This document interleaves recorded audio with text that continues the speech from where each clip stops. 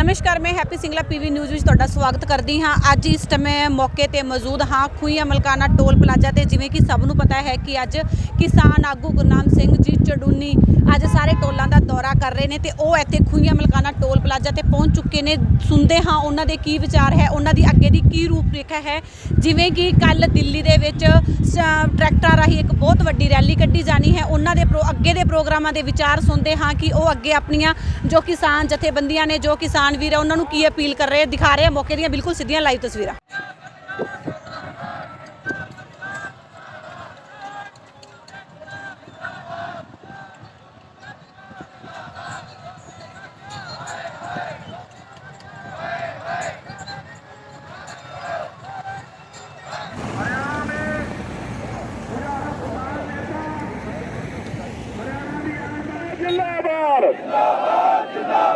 मोदी सरकार मुर्दाबाद, हरियाणा सरकार मुर्दाबाद, काले कानून सारे भी सामने आ जाए। सत श्री अकाल जी सारे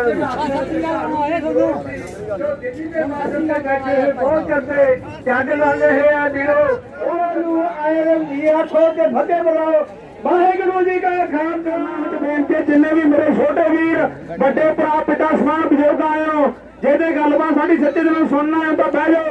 थोड़ा सारा का बहुत बहुत धन्यवाद। एक मिनट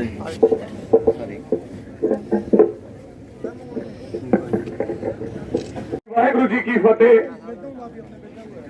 सब तो पहला मेहमान वजों भारतीय किसान यूनियन चडूनी तो किसान नेता गुरनाम सिंह जी चडूनी सो निहाल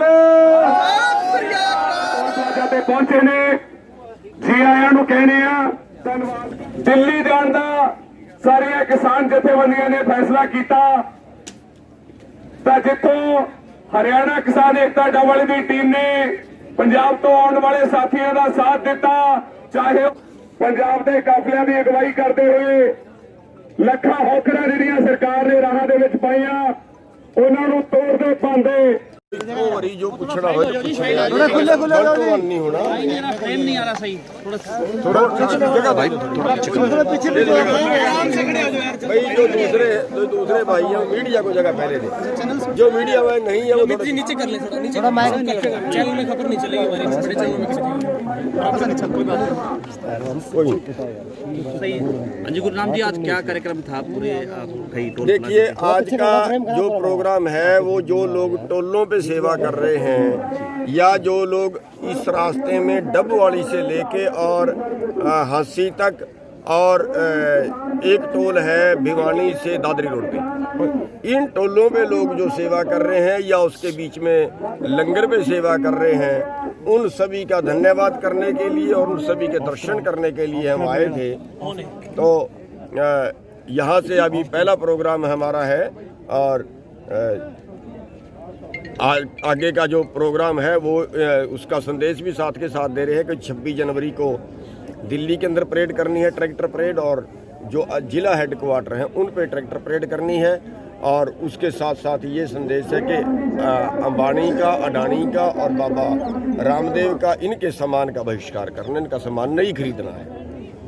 तो ये संदेश देने के लिए आए। क्या लग रहा है सरकार बार बार वार्ता कर रही है?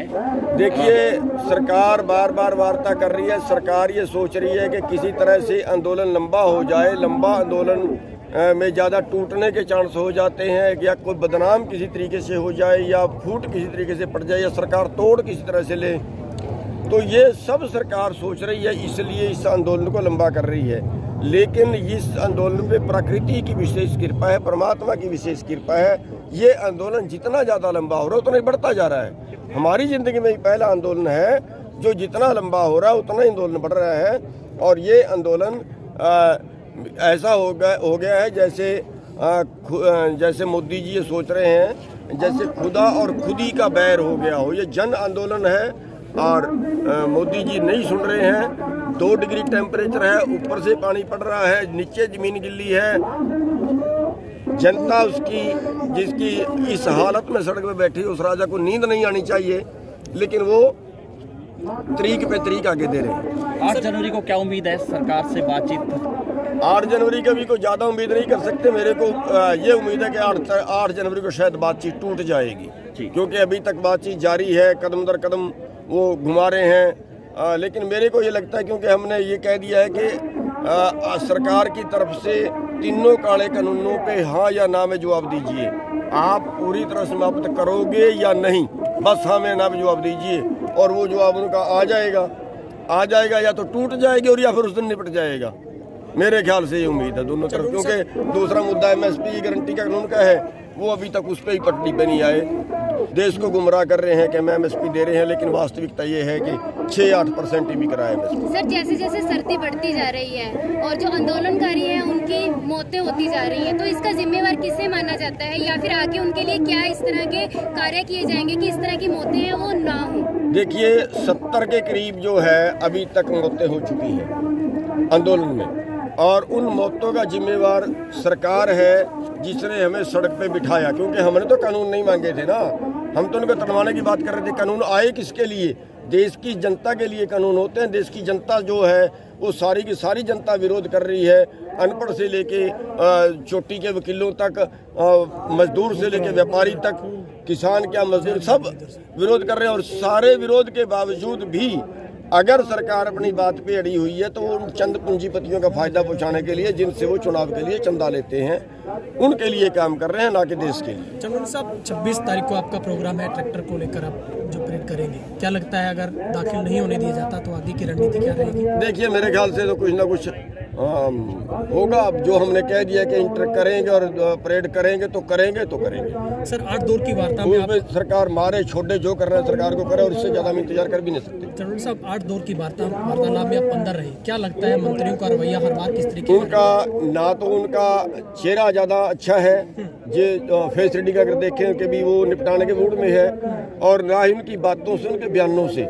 जो अंदर से निकल के फिर बयान देते हैं, उन बयानों से भी ऐसा नहीं लगता कि वो निपटाने के मूड में है। वो कह रहे हैं कि कानून तो किसानों के लिए अच्छा है, हम 700 सभाएं करेंगे, लोगों को समझाएंगे, लोगों की समझ में नहीं आ रहा। आधे लोग तो इनके पक्ष में ऐसी जो बातें वो कर रहे हैं, इसका मतलब ये है कि नीयत अच्छी नहीं है। सर, आंदोलन को लिंगर ऑन करने की कोशिश की जा रही है सरकार की ओर से जी, लिंगर ऑन करने की कोशिश की जा रही है, लिंगर ऑन यानी आगे बढ़ाने की कोशिश की जा रही है। वो तो है ही, आगे बढ़ाने की कोशिश की जा रही है, लेकिन हम आगे बढ़ा भी रहे हैं। उनकी चाल का सर, गवर्नमेंट बोल अंत तो कहीं होगा। सर, गवर्नमेंट बोल रही है कि ये एग्रीकल्चर रिफॉर्म है, आप इन्हें एग्रीकल्चर रिफॉर्म नहीं मानते। आपने कोई रिफॉर्म का ड्राफ्ट अपनी ओर से तैयार करके गवर्नमेंट को दिया है? उसकी जरूरत नहीं है। ये एग्रो बिजनेस के लिए बनाए हैं कानून, एग्रीकल्चर के लिए नहीं बनाए। एग्रो बिजनेस के लिए कानून बनाए हैं कि खेती का व्यापार कैसा हो। हम कहते हैं खेती व्यापार है ही नहीं, खेती तो पेट भरने का सौदा है, व्यापार है ही नहीं खेती। ये कानून बनाए कि उनके बनाने की जरूरत ही नहीं है। हाँ, अगर कानून बनाना था, ये बनाना चाहिए था, अगर 8 रुपये किलो में प्याज बेचा है, खरीदा है, तो उसकी एक उच्चतम रेट 16 में बिकेगा, 12 में बिकेगा, कितने % ज्यादा ले सकता है, एक उच्चतम रेट वो निर्धारित करना चाहिए। वो तो किया नहीं। जिसकी जरूरत है, जो भूखे पड़ने से बेचाएगा, 50 रुपए में दाल खरीदे 200 रुपए में क्यों बेची?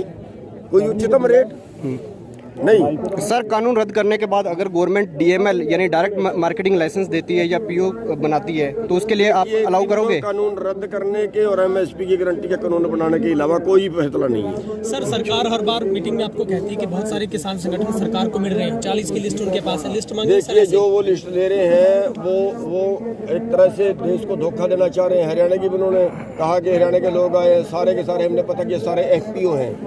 FPO किसान संगठन नहीं होता। FPO तो ग्रांट लेता है उनसे, FPO तो उनसे लोन लेता है। उसके 10 लोगों ने, 20 लोगों ने, 50 लोगों ने मिलकर एक समूह बना लिया, उससे सरकार सब्सिडी देती है, और वो सरकार के दबाव में हो तो वरना उसकी सब्सिडी बंद कर देंगे। वो उनको उन्होंने बुलाया। उत्तराखंड से 17 किसान है, 17 में 60 लोग तो किसान नहीं है। जो 10 किसान थे उन्होंने उससे काम कराया होगा, और 17 के 17 ऐसे हो गए जिनको घर नहीं बढ़ने दिया लोगों ने।